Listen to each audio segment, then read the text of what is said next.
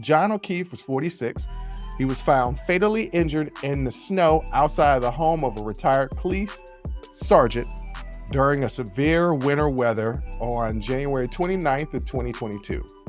Karen Reed was acquitted of second-degree murder, manslaughter, and all charges related to O'Keefe's death. Hold on. I don't know if y'all heard me. They said police used disposable cups to collect blood. That's some of the dumbest ish I think I've ever heard in my entire life.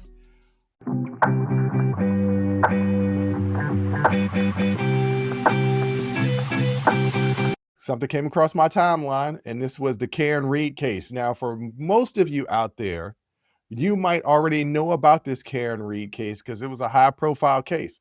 I, on the other hand, was not paying attention to this high-profile case, so I just became aware of it, and I was watching it, and it looked like something from Law and Order.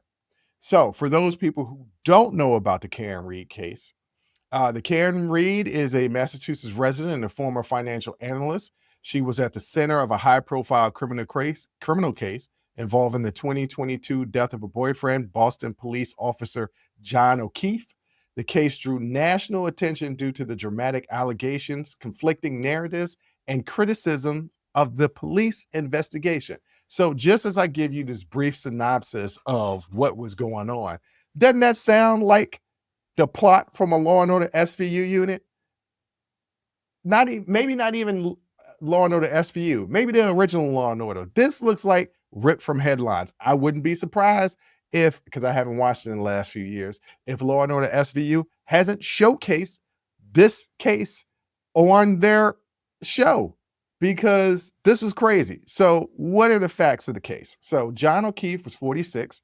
He was found fatally injured in the snow outside of the home of a retired police sergeant, Brian Albert, during a severe winter weather on January 29th of 2022. The medical examiner determined O'Keefe died from blunt force trauma to the head with hypothermia as a contributing factor. What were the charges against Karen Reed? She was charged with second-degree murder, manslaughter while operating under the influence of alcohol, leaving the scene of an accident resulting in death.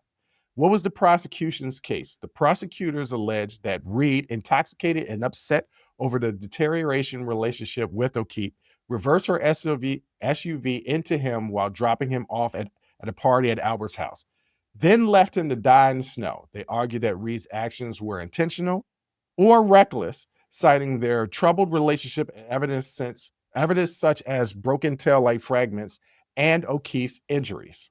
Okay, so what was the defense's case? I say defensive, defense case.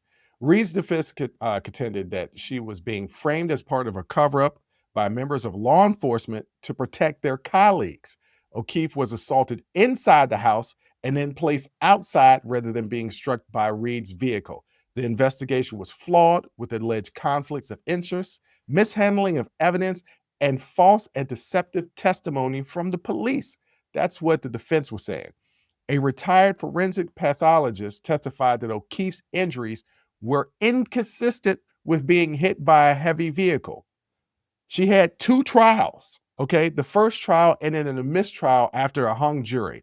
Then they tried her again a year later, which spanned over 2 months with extensive expert testimony, but no eyewitnesses or video evidence.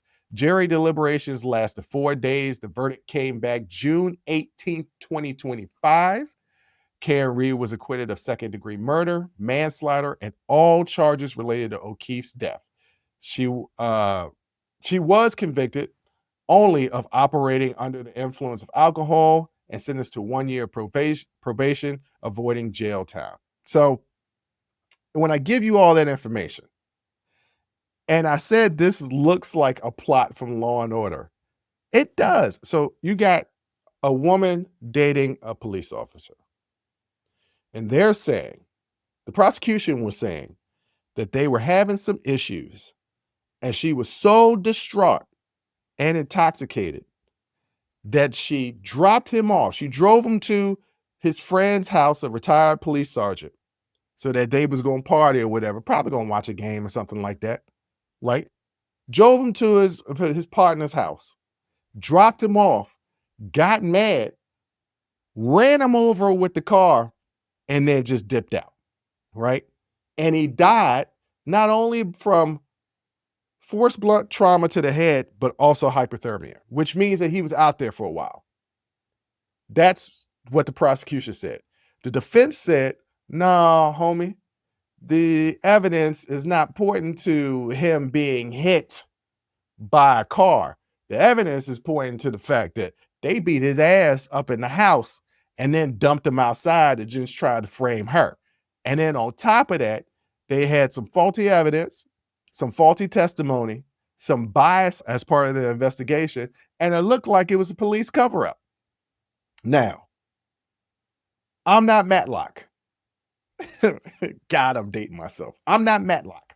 I ain't no Perry Mason. But if one of my partners is coming over to my house and he's supposed to be there at a certain time and he don't show up, I'm going to call or text, right? If a man is hit by a car so violently outside of your home, there should be a sound.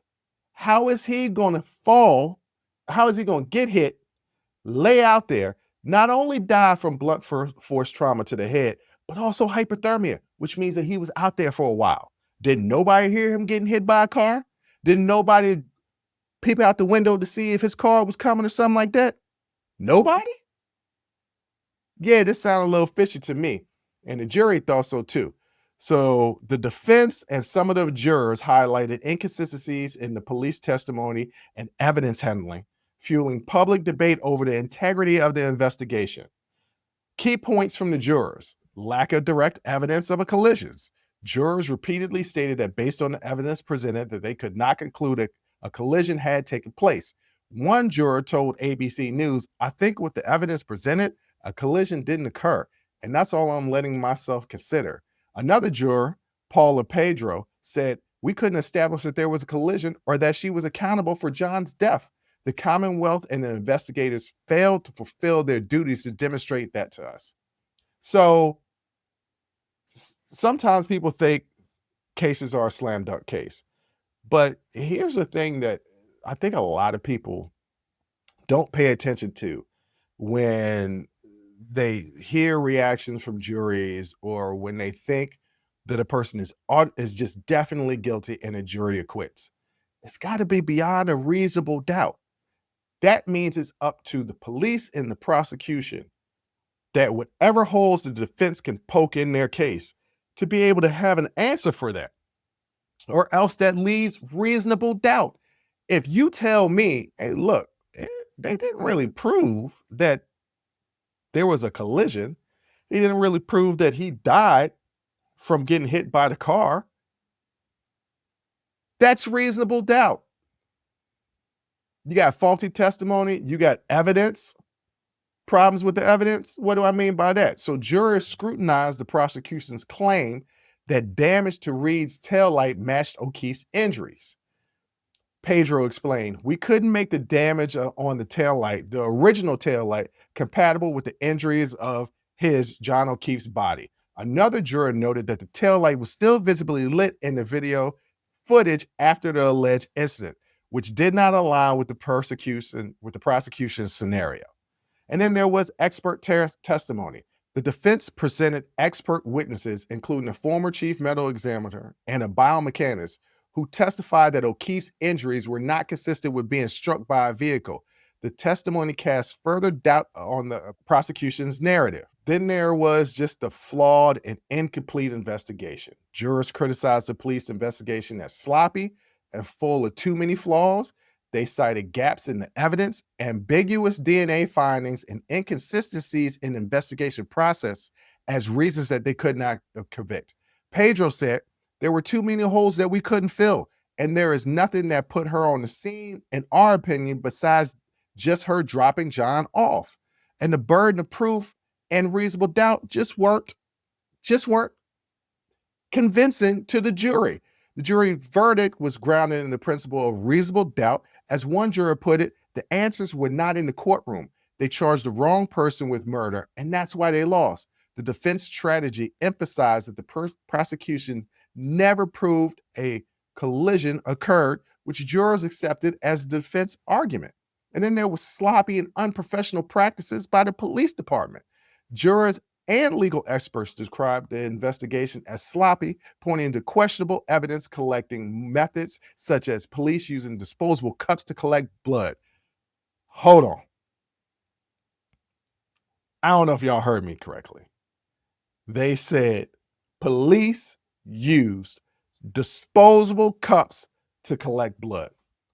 I've seen enough CSI, Law and Order, SVU to know when you're collecting blood, there's a certain procedure and medical instruments used to collect blood on the scene of a crime, not disposable cups. This was sloppy. That in and of itself would make me be like, look, I'm not convicting her. They collected blood samples from disposable cups. What they had, the red Solo cups that they was using when they was drinking, watching the football game, and then they said, here, you can collect the blood with these cups.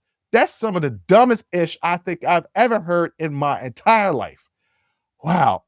And there was just the jury also said there was just the unprofessional behavior by the investigators, including the lead detective sending crude and biased messages about Karen Reed. They eroded the trust and the integrity of the evidence. The credibility of the law enforcement team was undermined by these investigative flaws and by the lead investigator's documented bias. As one legal analyst noted, the credibility of the law enforcement team faltered primarily due to the problematic investigation. Join the conversation and follow the Unsolicited Perspectives podcast on Apple, Spotify, or wherever you get your audio podcasts.